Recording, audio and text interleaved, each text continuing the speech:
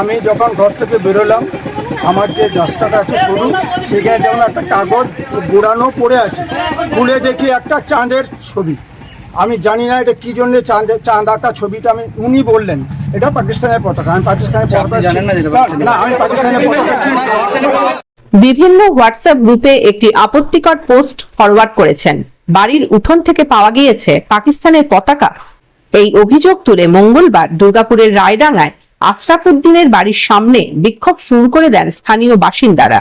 তাকে টেনে বাড়ি থেকে বের করে আনা হয়, উত্তেজনা ছড়ায়। অবিলম্বে তাকে গ্রেপ্তারির দাবি জানাতে থাকেন বিক্ষোভকারীরা। যদিও অভিযোগ অস্বীকার করেছেন বিদ্যুৎ দপ্তরের প্রাক্তন কর্মী আশরাফ উদ্দিন। তিনি জানান, তার কাছে একটি মেসেজ এসেছিল হোয়াটসঅ্যাপে, তিনি সেটি ফরওয়ার্ড করেছেন মাত্র। আর পাকিস্তানের পতাকা তিনি চেনেন না। একটি মোড়ানো কাগজ তুলে দেখেন, সেটিতে চাঁদ তারা আঁকা রয়েছে। কিভাবে তার বাড়িতে সেটি এলো তার জানা নেই। কোকবান থানার পুলিশ এসে তাকে উত্তেজিত জনতার হাত থেকে উদ্ধার করে থানায় নিয়ে যায়। ফেসবুকে যে পোস্ট করেছেন, এদিকে কথা বলুন। ফেসবুকে যে পেজটা করেছেন, ফেসবুকে শুনুন, আমার ঘরে আপনারা সার্চ করুন, পুরো ফেসবুকে পোস্ট করেছেন যেটা, হ্যাঁ ফেসবুকে ফরওয়ার্ড করেছিল, আমি করেছি যে একজন সাধু চুপ করো, একজন সাধু বলছেন যে এই ব্যাপারে, হ্যাঁ ওখানে লেখা আছে, দেখুন যে মানে ফেসবুক, হ্যাঁ ফেসবুকে এতে লেখা আছে যে এটা ধর্মীয় এটা যে শাসন। না, এরকম একটা করলেন কেন আপনি? দেশে থেকে দেশ বিরোধী এরকম একটা বিষয়কে আপনি কথা বলতে দিন, শেয়ারটা করলেন কেন? আমি বলিনি, ওটা ফরওয়ার্ড করেছে একজন, শেয়ার করেছেন, কথা বলছেন ওনাকে। হ্যাঁ, আপনি বলুন না শেয়ার করেছেন কেন, ওনাকে বলতে দিন।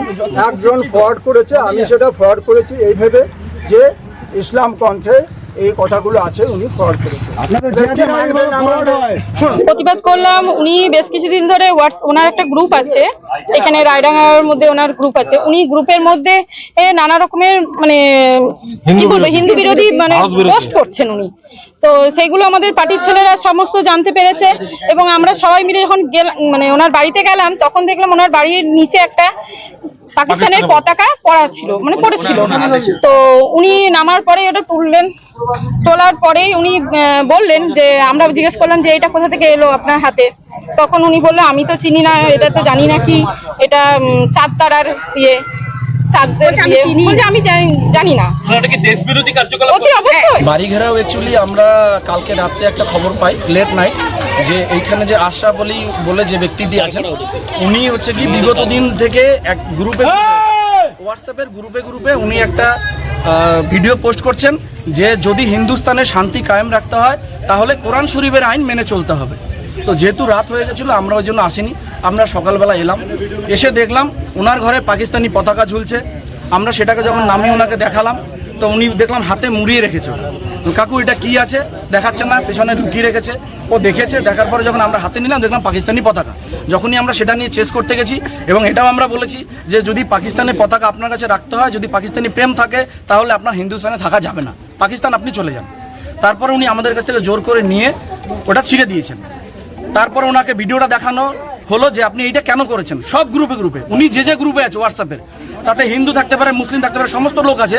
উনি হোয়াটসঅ্যাপের গ্রুপে উনিটা লিখে দিচ্ছেন যে হিন্দুস্তানে কোরআন শরীফের আইন কায়েম করতে হবে।